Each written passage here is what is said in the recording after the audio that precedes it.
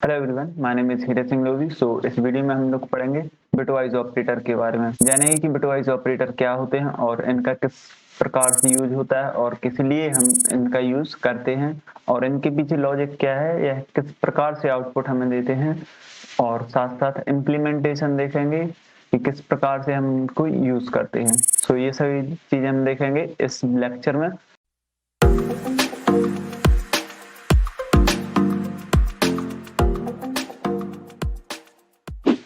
चलिए शुरू करते हैं।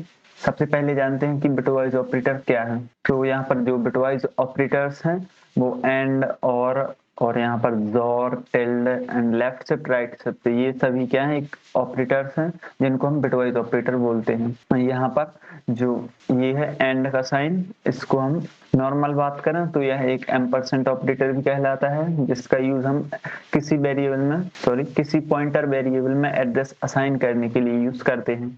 बट यहाँ पर हम पहले ही देख चुके हैं कि जो डबल एंड ऑपरेटर है, इसका यूज लॉजिकल ऑपरेटर में किया जाता है। यहाँ पर ये डबल एंड है, ये लॉजिकल ऑपरेटर है, और यहाँ पर ये सिंगल एंड, यहाँ पर बिटवाइज ऑपरेटर है, जो कि बिट लेवल पर ऑपरेशन परफॉर्म करने के लिए हम इसका यूज करते हैं। जैसे जब हम कंप्यूटर में सीपीयू को पढ़ते हैं, उसकी स्टडी करते हैं, तो आपने देखा होगा जो अरिथमेटिक लॉजिक यूनिट होती है, उसमें जैसे ऑपरेशंस होते हैं, addition, subtraction, multiplication and division. वो क्या होते हैं, वो बिट लेवल पर ऑपरेशन परफॉर्म होते हैं, क्योंकि जो कंप्यूटर है वो एक मशीन है। वो उसको मशीन लैंग्वेज में ही वो ऑपरेशन परफॉर्म करती है। जैसे machine language means zeros and ones के फॉर्म में। नंबर्स होते हैं वो अपन डेसिमल में एंटर करते हैं, पर वो ऑपरेशन किस में परफॉर्म होते हैं, कंप्यूटर में जीरो एंड वंस के फॉर्म में। तो सबसे पहला ऑपरेटर है एंड ऑपरेटर, इसको बोलते हैं बिटवाइज एंड, और इसको हम देखते हैं किस प्रकार से ऑपरेशन करता है। यहाँ पर मैं एग्जांपल ले लेता हूं, जैसे a इज इक्वल टू 5। आप कुछ भी ले सकते हैं, यहाँ पर कोई भी नंबर ले सकते हैं, उस पर ये ट्राई कर सकते हैं। a is equal to 5 and b is equal to 10। यहाँ पर मैं इस पर एंड ऑपरेशन परफॉर्म करूंगा और देखूंगा क्या आंसर आएगा। यहाँ पर सबसे पहले इसमें बिट लेवल पर ऑपरेशन परफॉर्म होता है। तो जो a है उसका बाइनरी क्या होगा, a में जो वैल्यू है उसका बाइनरी यहाँ पर क्या होगा, 101, क्योंकि 5 का बाइनरी होता है 101।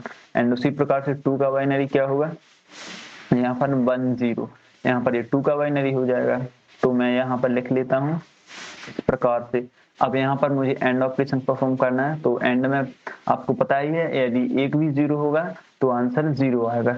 यहाँ पर भी एक जीरो कम है, यहाँ पर लगा देंगे। अब यहाँ पर एंड ऑपरेशन परफॉर्म करेंगे, यहाँ पर क्या आएगा, 10 का जीरो आएगा। उसी प्रकार से यहाँ पर है, एक में 1 है, दूसरे में 0 है, यहाँ पर भी 0 आएगा। फिर से 10, यहाँ पर 0 आएगा। इस प्रकार से एंड में क्या होगा, 5 एंड 2 होगा, उसका ऑपरेशन हमारे पास आएगा 0। यहाँ पर ये 000 नहीं आएगा, इसका डेसिमल क्या होगा, सिंगल 0। यहाँ पर हमारे पास आंसर क्या आएगा, 0। इस प्रकार से bitwise and operator operation perform करता है। इसी प्रकार से यदि बिटवाइज जो और की बात करें, यहाँ पर ये क्या है, सिंगल पाइप क्या है, एक बिटवाइज और ऑपरेटर है। यदि हम इसकी बात करें तो यहाँ पर ये क्या था, एंड था। अब और की बात करें तो यहाँ पर 101 एंड 0101, इसी के साथ हमें और करना है।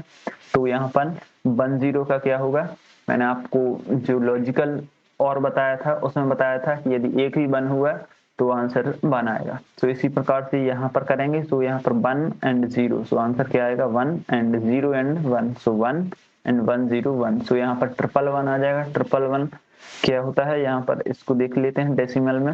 यहाँ पर 111 क्या होता है, 7 होता है डेसिमल में। यहाँ पर क्या आ जाएगा, आंसर इस प्रकार से 7 आ जाएगा। इस प्रकार से ये एंड और ऑपरेशन परफॉर्म करते हैं। अब इसको थोड़ा इम्प्लीमेंट करते हैं, फिर आगे बढ़ते हैं। अब यहाँ पर एक फाइल क्रिएट कर लेते हैं। यहाँ पर मैं नाम रख लेता हूँ बिटवाइज ऑपरेटर डॉट सी। यहाँ पर मैं अंडरस्कोर लगा देता हूँ, क्योंकि ये फाइल पहले से एग्जिस्ट है, बिटवाइज ऑपरेटर डॉट सी। अब यहाँ पर जो रेगुलर फाइल होती है उसको इंक्लूड कर लेते हैं, स्टैंडर्ड इनपुट आउटपुट, और यहाँ पर मैन फंक्शन। अब यहाँ पर एग्जाम्पल में हमने क्या लिया था, a equal to 5 and b equal to 10। इसका मुझे क्या करना है, एंड करना है, तो %d साथ में प्रिंट करते हैं a और यहाँ पर एंड b। ये कौन सा ऑपरेशन है, a एंड b। इसका आंसर क्या आना चाहिए, इसका आंसर मेरे पास आना चाहिए 0। तो यहाँ पर देखते हैं, इसको रन करते हैं। यहाँ पर gcc t.exe, अब इसको रन करा तो देख ली यहाँ क्या आ गया है, 0 आ गया है, जो मैंने आपको बताया था स्लाइड पर।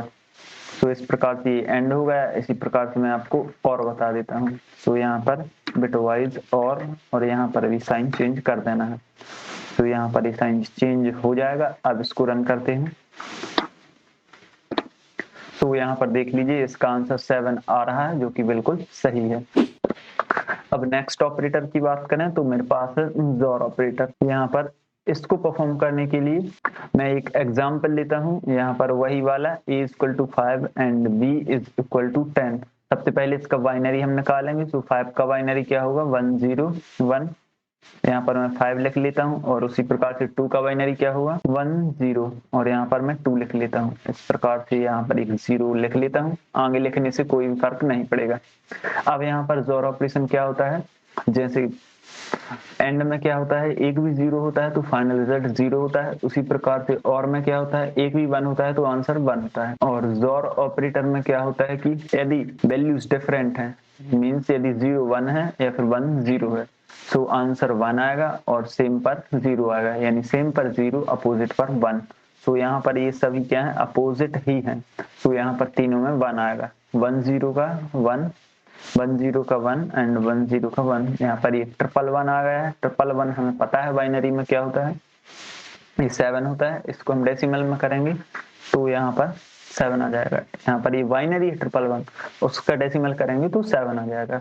अब इसको यदि हम इंप्लीमेंट करें तो यहाँ पर कुछ नहीं, मुझे ऑपरेटर चेंज करना होगा। यहाँ पर मैंने चेंज किया एंड इसको मैं रन कर देता हूँ। तो यहाँ पर रन करने पर देख लीजिए इसका आंसर भी 7 आ रहा है, जो कि बिल्कुल सही है। अब यहाँ पर नेक्स्ट ऑपरेटर है टिल्ड ऑपरेटर। यहाँ पर आप कीबोर्ड में देखेंगे तो वो आपको मिल जाएगा टैब बटन के ऊपर। शिफ्ट करके प्रेस करेंगे तो आपको टिल्ड प्रिंट होकर आ जाएगा। तो यहाँ पर इस टिल्ड का लॉजिक कुछ इस प्रकार से होता है। ये एक टिल्ड यूनरी ऑपरेटर है। इसको मैंने जब ऑपरेटर बताए थे, यूनरी ऑपरेटर बताए थे, तभी मैंने इसका लॉजिक बता दिया था किस प्रकार से वर्क करता है। फिर भी मैं यहाँ पर फिर से बता देता हूँ। यहाँ पर इसका काम क्या होता है, यदि मैंने लिखा टिल्ड ए तो ये क्या करेगा, a+1 एंड इसका पूरा माइनस। तो इस प्रकार से इसका आंसर आ जाएगा। अब जैसे मैंने लिखा टिल्ड a तो इसका आंसर मेरे पास क्या आएगा, 6 आएगा माइनस का। उसी प्रकार से यदि मैं फिर से लिखूं टिल्ड b, यदि मैं टिल्ड b लिखूं तो इसका आंसर क्या आना चाहिए, यहाँ पर 2 है, 2 में +1 किया तो हो जाएगा 3 एंड ये हो जाएगा -3। तो इसका आंसर क्या आएगा, -3। इसको मैं यहाँ पर VS कोड पर बताता हूँ। यहाँ पर टिल्ड a और इसके बाद टिल्ड b। अब इसको रन करना है। यहाँ पर देख लीजिए -6 एंड -3 आ रहा है। अब हमारे पास नेक्स्ट ऑपरेटर है, इसको बोलते हैं लेफ्ट शिफ्ट ऑपरेटर एंड इसको बोलते हैं राइट शिफ्ट ऑपरेटर। यहाँ पर आप कीबोर्ड में देखेंगे तो आपको ऐसा बटन नहीं मिलेगा, क्योंकि यहाँ पर ये है ना, ये डबल लेस देन है। यहाँ पर आप 2 बार प्रेस करेंगे तो ये ऑपरेटर आ जाएगा। इसको यूज करने के लिए आप शिफ्ट एंड जो कॉमा वाला की होता है उसको प्रेस करेंगे तो ये हमारे पास आ जाएगा। अब इसका लॉजिक कुछ इस प्रकार से होता है, जैसे वही एग्जांपल लेते हैं, a = 5 एंड b = 10 एंड यहाँ पर क्या करते हैं 5 लेफ्ट शिफ्ट 2। सो यहाँ पर क्या होगा, 5 बाइनरी में चेंज होगा एंड उसकी बिट शिफ्ट हो जाएंगे। जैसे यहाँ पर 5 का बाइनरी क्या होगा, 1 0 1। अब जैसे इसके आगे 0 लगा देने पर कोई भी मिस्टेक नहीं होगी। सो 0 लगा देने पर हमारा आंसर चेंज नहीं होगा, और किसी भी नंबर के आगे 0 लगाते हैं उसका कोई फर्क नहीं पड़ता है, नंबर वही रहता है। तो यहाँ पर ये क्या है, 5 की बिट्स हैं और उसको शिफ्ट करना है 2। तो ये बिट्स कहाँ, 2 पोजीशन आगे शिफ्ट कर देना है यहाँ पर ये बिट आगे शिफ्ट हो जाएगी एंड ये यहाँ एंड 1 की जगह ये पीछे वाला 1 हो जाएगा। तो इस प्रकार से शिफ्ट हो जाएंगे। तो यहाँ पर आंसर क्या आएगा हमारे पास, 0 1 0 एंड यहाँ पर पीछे 00। तो इसका आंसर हमारे पास क्या होगा, 20 होगा। इसका एक अलग प्रकार से लॉजिक भी बनता है जिसका हम यूज करते हैं। ये तो बिट्स में थी, उस फॉर्मूला को अप्लाई करने के बाद आंसर आ जाएगा। जैसे यहाँ पर इसको मानते हैं ए एंड इसको बी, तो ए लेफ्ट शिफ्ट बी, तो इसका आंसर लेने के लिए हमें क्या करना पड़ेगा, A multiply B 2 to the power B. तो इस प्रकार से ये लेफ्ट शिफ्ट का आंसर आ जाएगा। यहाँ पर इसी में हम अप्लाई करके देखते हैं। तो यहाँ पर 5 मल्टीप्लाई 2 टू द पावर 2, तो यहाँ पर 5 मल्टीप्लाई 4, तो हो जाएगा 20। तो इस प्रकार से भी ये आंसर 20 आ जाएगा। इस प्रकार से ये लेफ्ट शिफ्ट ऑपरेटर वर्क करता है। अब मैं आपको राइट शिफ्ट ऑपरेटर बताता हूँ। तो यहाँ पर a is equal to 5 and b is equal to 10। तो यहाँ पर मैंने किया a राइट शिफ्ट b, तो इसमें क्या होगा, जो बिट्स हैं वो राइट में शिफ्ट हो जाएंगी। लेफ्ट शिफ्ट में क्या हुआ था कि बिट्स थी जो वो लेफ्ट में शिफ्ट हुई थी, इसमें क्या हो जाएंगी, राइट में शिफ्ट हो जाएंगी। अब जैसे a है, इसका बाइनरी क्या होगा हमारे पास, a मीन्स 5, क्योंकि a में वैल्यू क्या 5 है, तो इसका बाइनरी तो हमें पता ही है 101। एंड यहाँ पर हम 0 और ऐड कर देंगे क्योंकि जो बिट्स होंगे वो शिफ्ट होंगे। तो यहाँ पर अब बिट्स क्या होंगे, राइट में शिफ्ट होंगे, तो बिट्स इस साइड शिफ्ट होंगे। कितनी, 2 बार बिट्स शिफ्ट होनी है। तो यहाँ पर 0 ऐड कर लेते हैं। अब इसके बाद हम शिफ्ट कर देते हैं। तो यहाँ पर ये यहाँ आ जाएगी और ये बिट यहाँ और ये यहाँ।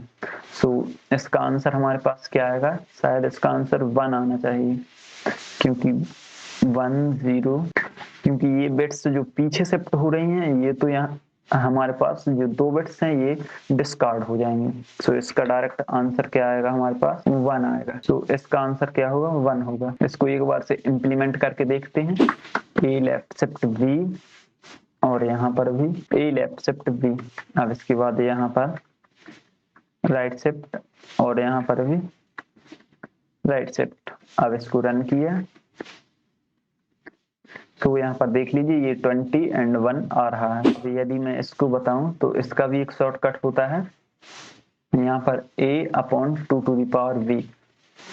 इस लेफ्ट शिफ्ट में क्या करते थे हम, a multiply 2 to the power b, लेकिन इस राइट शिफ्ट में क्या करेंगे, a divided by 2 to the power b। तो इस प्रकार से इसका आंसर आ जाता है। नेक्स्ट वीडियो में हम लोग बात करेंगे असाइनमेंट ऑपरेटर के बारे में एंड देन इस टॉपिक को समाप्त करेंगे। तो थैंक्स फॉर वॉचिंग।